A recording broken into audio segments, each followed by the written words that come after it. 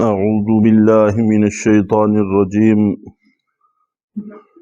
بسم اللہ الرحمن الرحیم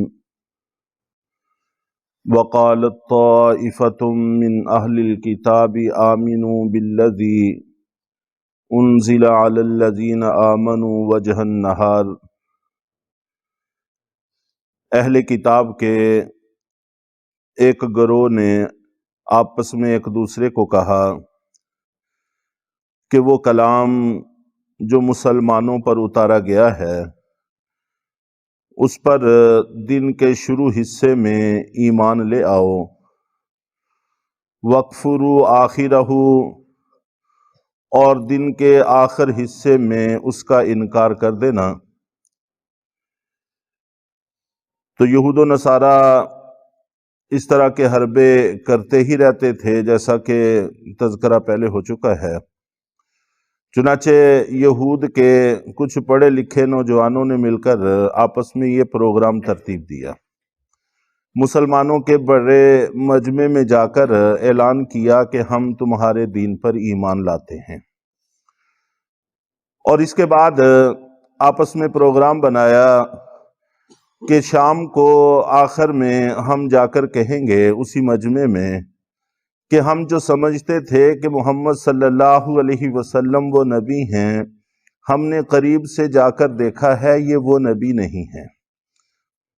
چنانچہ اس کو بنیاد بنا کر شام کو انہی لوگوں کے سامنے اسی مجمع میں انکار کر دینا، لعلہم یرجعون، اور اس کا مقصد بھی آگے بیان کیا کہ شاید کہ یہ مسلمان بھی اپنے دین سے پھر جائیں۔ یرجعون رجع سے، جس کا معنی ہوتا ہے پہلی حالت کی طرف لوٹ آنا۔ کفر سے اسلام کی طرف گئے تھے تو دوبارہ اسلام سے کفر کی طرف واپس آ جائیں، یہ سوچ کر کہ یہ پڑھے لکھے لوگ ہیں، اہل کتاب ہیں، ان کے پاس آسمانی کتاب ہے۔ جب ان کو سچائی نظر نہیں آئی تو اس کا مطلب یہ ہے کہ خدا نخواستہ نبی پاک صلی اللہ علیہ وسلم سچے نبی نہیں ہیں، ہو سکتا ہے کچھ سادہ لوگ پھر جائیں۔ وَلَا تُؤْمِنُوا إِلَّا لِمَنْ تَبِعَ دِينَكُمْ، اور تم نہ ایمان لانا مگر انہی لوگوں پر جو تمہارے دین کی پیروی کرتے ہیں۔ تو یہ آپس میں احتیاطی طور پر ایک دوسرے کو ہدایات دینے لگے کہ ایسا نہ ہو کہ تم اس کام کے لیے جاؤ اور پھر وہیں کے ہو کر رہ جاؤ، ایسا نہ کرنا، بلکہ اپنے دین کی پیروی کرنا اور دل سے مسلمان نہ ہو جانا، پیروی صرف اسی دین کی کرنا جس پر تم ہو، پہلے دین پر، اس لیے کہ ان کا دعویٰ یہ تھا کہ ہم تمام لوگوں میں سے بہترین ہیں۔ اس میں کوئی شک نہیں ہے کہ جب تک وہ ایمان پر تھے، ہدایت پر تھے، دوسری قوموں سے بہتر تھے۔ چنانچہ اللہ رب العزت نے فرعونیوں پر ان کو غلبہ عطا فرمایا، اس کے علاوہ اور اقوام پر بھی جس کا تذکرہ پہلے آتا رہا ہے، عمالقہ وغیرہ، ان پر ان کو فوقیت عطا فرمائی، جیسے طالوت اور جالوت کے لشکر کی جنگ کا تذکرہ ہوا ہے۔ نبی ان میں آتے تھے، اللہ نے حکمران ان میں پیدا کیے، سلطنت ان کو دی، لیکن اس سب کا تعلق اللہ کی ہدایت پر عمل کرنے کے نتیجے کے ساتھ تھا۔ جس وقت لوگ ہدایت کی اتباع چھوڑ دیتے ہیں تو اس بنیاد پر ملنے والی فضیلت بھی چھن جاتی ہے۔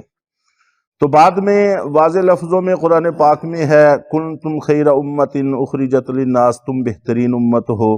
اب چونکہ حق امت مسلمہ کے ساتھ ہے اس لیے بہترین امت اس کو قرار دیا،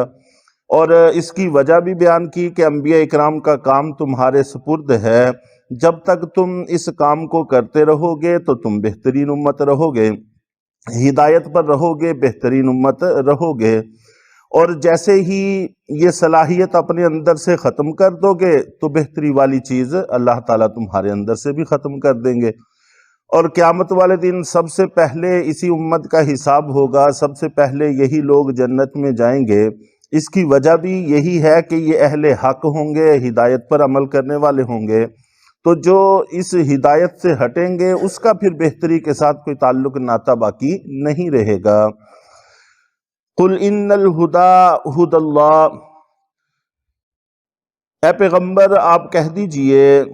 کہ اصل ہدایت تو وہی ہے جو اللہ کی ہدایت ہے۔ اللہ جب کسی کو ہدایت عطا فرماتے ہیں بعینی ہی جب اس پر عمل کیا جاتا ہے تو یہ اصل ہدایت ہے، اور اسی کے ساتھ اللہ نے فضیلتوں کو جوڑا ہے، قومیتوں کے ساتھ، نسبوں نعتوں کے ساتھ اللہ تعالیٰ نے ایسی کسی چیز کو نہیں جوڑا۔ ان یؤتی احد مثل ما اوتیتم،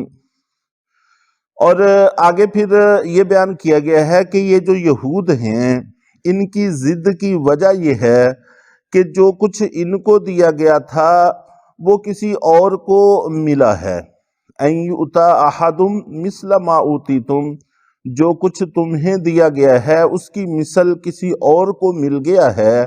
اس کی وجہ سے یہ بات تمہیں ہضم نہیں ہو رہی۔ پہلے نبوت بنی اسرائیل میں تھی، سارے نبی انہی میں آتے تھے، اب نبی پاک صلی اللہ علیہ وسلم بنی اسرائیل کی بجائے بنو اسماعیل میں سے تھے، یہ بات ان کو ہضم نہیں ہو رہی تھی، تو اس وجہ سے یہ لوگ ضد اور عناد پر اڑے ہوئے تھے، اور اس کا تعلق بھی پچھلی آیت کے ساتھ ہی ہے کہ تم اتباع نہ کرنا مگر انہی لوگوں کی جو تمہارے دین کے پیروکار ہیں، اس وجہ سے کہ تمہارے دین میں اللہ نے نبوت رکھی تھی، تو اب نبوت چونکہ دوسری طرف چلی گئی ہے لہٰذا تم ان کی اتباع نہ کرنا۔ او یحاجوکم عند ربکم، اور اسی طرح بسا اوقات یہ منافقانہ طور پر آپ کی مجلس میں جاتے تھے اور وہاں پر بیٹھے بیٹھے گفتگو میں اپنی کتاب کی اندر کی باتیں ذکر بھی کر دیتے تھے کہ آپ کے بارے میں ہماری کتاب میں یہ لکھا ہے، ہماری کتاب میں یہ لکھا ہے، ہمارے ہاں یہ نشانیاں آپ کے سچے ہونے کی موجود ہیں، تو اس طرح کی باتیں کر دیتے تھے۔ تو وہ بھی یہ بات کر رہے ہیں کہ ایسا نہ ہو کہ تم ان کو اندر کی باتیں بتا دو، پھر وہ او یحاجوکم عند ربکم، تمہارے اوپر دلائل میں غالب آ جائیں تمہارے رب کے ہاں کہ اے ہمارے پروردگار، یہ ہمارے سچ ہونے کی علامتیں جانتے تھے، مانتے تھے، لیکن پھر بھی ایمان نہیں لاتے تھے۔ اور قل ان الفضل بید اللہ، آپ کہہ دیجئے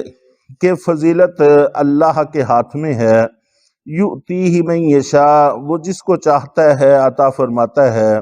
واللہ واسع علیم، اللہ تعالیٰ وسعت والا ہے، جاننے والا ہے۔ یہ فضیلتیں ساری اللہ کے پاس ہیں، نبوت سارے اللہ کے اختیار میں ہے، جس کو چاہتے ہیں عطا فرماتے ہیں۔ اور اس سے یہ بھی بات سمجھ میں آ گئی کہ نبوت یہ کوئی کسبی چیز نہیں ہے کہ جس کو انسان محنت کر کے اور ذکر اذکار عبادت کی کثرت کر کے حاصل کر سکے، ایسی بات نہیں ہے۔ ولایت یہ کسبی چیز ہے، انسان محنت کر کے حاصل کر سکتا ہے، صالح ہونا، نیک ہونا کسبی چیز ہے، انسان محنت کر کے اس کے بہت سارے درجات حاصل کر سکتا ہے، لیکن نبوت ایسی چیز نہیں ہے کہ جس کو محنت کر کے انسان حاصل کر سکتا ہو، بلکہ ان الفضل بید اللہ، یہ اللہ کے قبضہ کا ایک فضل ہے، جس کو چاہتے ہیں دیتے ہیں، کوئی بھی اس کو اپنی محنت سے حاصل نہیں کر سکتا۔ پہلے اللہ نے یہود و نصارہ میں نبوت رکھی، اب وہاں سے نکال کر بنو اسرائیل میں رکھ دی، وہ مالک ہے، اس کو حق حاصل ہے، کوئی بھی اعتراض نہیں کر سکتا۔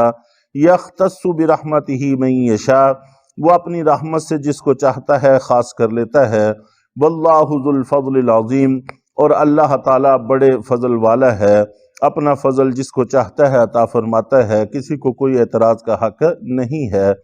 تو اللہ تعالیٰ نے جو ہدایت ہمارے نبی پاک صلی اللہ علیہ وسلم کے ذریعے ہمیں عطا فرمائی ہے، تو اللہ تعالیٰ ہمیں اس کی اتباع کی بھی توفیق عطا فرمائے۔